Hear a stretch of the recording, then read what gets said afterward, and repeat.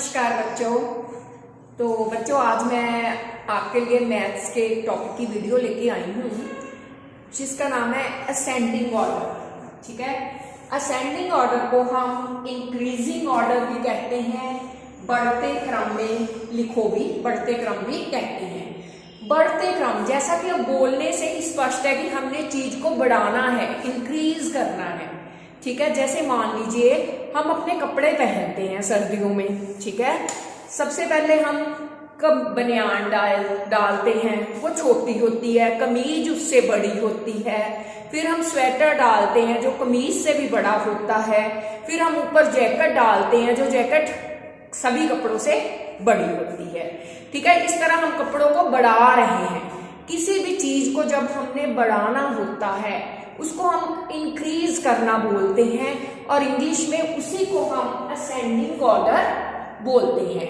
ठीक है, मैं आपको एक एग्जांपल की मदद से बताती हूँ कि असेंडिंग ऑर्डर कैसे एक्सप्लेन कर सकते हैं, क्योंकि मैंने इसके रिगार्डिंग एक शॉर्ट्स भी डाला था लेकिन वहां पे बात थोड़ी क्लियर नहीं हो रही थी, इसलिए मैंने सोचा है कि कुछ टॉपिक जो शॉर्ट्स के हैं लेकिन क्लैरिटी कम है, तो आपकी कॉन्सेप्ट क्लैरिटी बहुत ज़रूरी है, इसलिए मैं ये वीडियो बना रही हूँ। तो मैं कुछ एग्जांपल्स के साथ आपको बताती हूँ कि असेंडिंग ऑर्डर क्या है, ताकि आपके दिमाग में ये चीज़ बैठ जाए। ठीक है जी, ये देखिए, जैसे अब मेरे पास जैसे टेबल पे कुछ चीज़ें पड़ी हैं। ठीक है, अब ये जंबल ऑर्डर में है, किसी भी मैंने इसको क्रम में किसी भी ऑर्डर में नहीं सेट किया हुआ, ये बड़ी उलट पुलट सी लग रही हैं। अब असेंडिंग ऑर्डर क्या होगा, अब देखिए कोई बड़ी चीज पड़ी है, कोई यहाँ पे छोटी पड़ी है, कोई बिल्कुल छोटी पड़ी है। अब ऐसे ही आपको जैसे मेरे पास ये चीजें पड़ी हैं, ठीक इसी तरह से आपको सामने कुछ नंबर्स देने होंगे। अब हम देखो चीजों को कैसे सीक्वेंस में सेट कर रहे हैं। मैंने 1 2 3 4 5 6 चीजों में से मैंने पहले सबसे छोटी चीज निकाली, इसको मैंने सबके आगे रख दिया।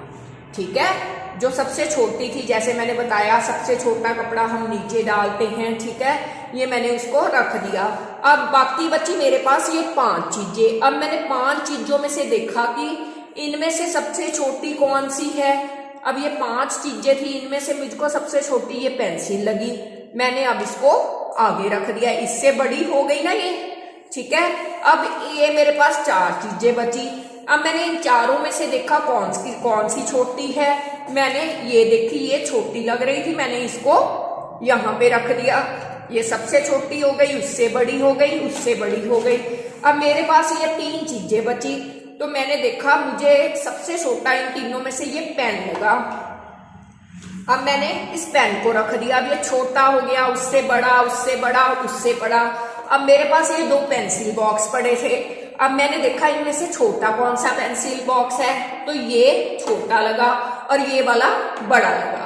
अब इस तरह से ये जो अब इनका सीक्वेंस है, ये असेंडिंग ऑर्डर सेट हो गया कि हमने साइज को बढ़ाते जाना। ये सबसे छोटा, उससे बड़ा, उससे बड़ा, उससे बड़ा, उससे बड़ा और लास्ट में सबसे बड़ा।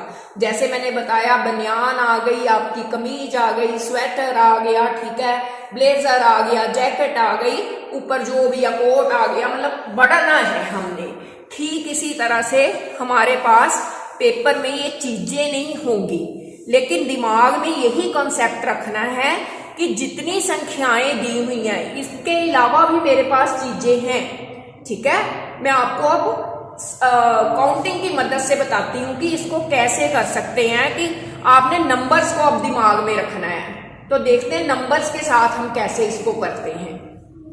अब मैं आपको नंबर्स के हिसाब से बताती हूँ कि हमने, जैसे मैंने चीजों का सीक्वेंस बताया, नंबर के हिसाब से हम कैसे असेंडिंग ऑर्डर में लिखेंगे। ये मैंने 1 से लेकर 70 तक काउंटिंग लिखी है इस पे। ठीक है, वहां पे हमारे पास चीजें नहीं होंगी, जैसे हमारे पास बहुत सारी चीजें होती हैं लेकिन मैंने 5 चीजें ली। ठीक है, इसी प्रकार हमारे पास बहुत सारे नंबर होते हैं लेकिन हम एक सम में 4 या 5 हमें संख्याएं आएंगी पेपर में। ये आ गया 57 आ गया, कॉमा का मतलब होता है यहाँ पे अगली संख्या शुरू हो गई। अगला 23 आ गया, 54 आ गया, 13 आ गया। तो हमने क्या करना है, इनमें से मान लो किसी को अच्छी तरह से गिनती की पहचान नहीं है, अगर हमारे सामने गिनती भी है, हमने देखा ये 1 3 13 हमारा पहले आता है। जो चीज पहले आती है वो छोटी है, ठीक है। अब 1 3 13, अब देखो 23 भी बाद में आया है, 54 उसके भी बाद में आया है, 57 जो है गिनती करते हुए सबसे बाद में आया है। तो हमारी कंडीशन क्या थी, सबसे पहले कपड़ों को या संख्याओं को हमने बढ़ाना है, बढ़ाएंगे तभी जब हम पहले सबसे छोटा रखेंगे। तो सबसे छोटा क्या हो गया 1 3 13। अब काउंटिंग देखेंगे, इसके बाद 2 वाली लाइन है 23, ठीक है। मैं दूसरी तरह से भी समझाऊंगी इसको कैसे कर सकते हैं। तो ये 1 3 हमारा हो गया था, इसको हम क्रॉस कर देते हैं। अब हमने इन तीनों में से देखना है कौन सा आ रहा है। पहले मान लो आपको संख्याओं की पहचान नहीं है, 23 आ गया, आप काउंटिंग से सीधा कर रहे हो, ठीक है। अब ये भी हो गया, मेरे पास ये दो संख्याएं बची 57 एंड 54। तो 54 पहले आया, इसका मतलब ये भी छोटे हैं, और लास्ट में क्या आया 57। तो ये हो गया हमारा असेंडिंग ऑर्डर। इसका जो सही तरीका है वो ये है, हमने देखना है ये 5 वाली लाइन है 57, 2 वाली लाइन 23, 5 वाली लाइन 54 और 1 वाली लाइन 10 वाली लाइन, ठीक है। हमने सबसे पहले देखना है इन दोनों में से, इन चारों में से कौन सी लाइन छोटी है। ये दोनों 5 वाली हो गई, ये 1 वाली है, ये 2 वाली है। तो सबसे पहले कौन सी लाइन आएगी 1 वाली लाइन, 1 3 13। अब इन तीनों में से ये दोनों 5 वाली लाइन है, ये 2 वाली है, तो 2 छोटे है ना 5 से, तो कौन सा आएगा 2 3 23। अब ये दोनों 5 5 वाली लाइन है, जब दोनों डिजिट सेम हो आगे वाले टेंस वाले, ये हमारा 1s होता है, ये 10s होता है, 10s वाली लाइन होती है। अगर 10s वाली लाइन के दोनों डिजिट सेम हो तब हमने 1s वाला डिजिट देखना है किसका छोटा है। तो ये 4 है, ये 7 है, 4 वाला छोटा है, इसलिए क्या आएगा 54 पहले, उसके बाद आएगा 57। ये सही तरीका होता है। वैसे अगर फिर भी आपको समझ ना आए तो काउंटिंग से ऐसे ढूंढोगे, प्रैक्टिस करोगे तो समझ आ जाएगा, फिर धीरे धीरे आप अपने आप ऐसे करने लग जाओगे।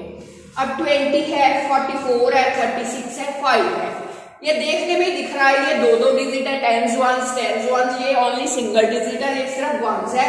तो ये सबसे छोटा है 5, ये सबसे पहले आ गया। अब हमने बाकी संख्याओं में से नहीं देखना, जो हमको ये दी हुई है इनमें से ही देखना है। 5 हो गई हमारी, अब 3 बची, इन 3 में से सबसे छोटी कौन सी हो गई, ये 2 वाली लाइन है, ये 4 वाली, ये 3 वाली। तो 2 वाली लाइन होगी 20। वैसे भी आप काउंटिंग देख लो, 5 के बाद हमारा 20 पहले आएगा, फिर 36 बाद में आ रहा है, और लास्ट में क्या आ रहा है 44, ठीक है। अब 20 के बाद 2 वाली लाइन हो गई, अब हमें 3 वाली भी दी हुई है, तो क्या आएगा 36। तो लास्ट में सबसे बड़ा क्या हो गया 44 जो बचा, ठीक है। अब एक एग्जांपल और है जिसमें 1s का डिजिट जो है, सॉरी 10s का डिजिट सेम है।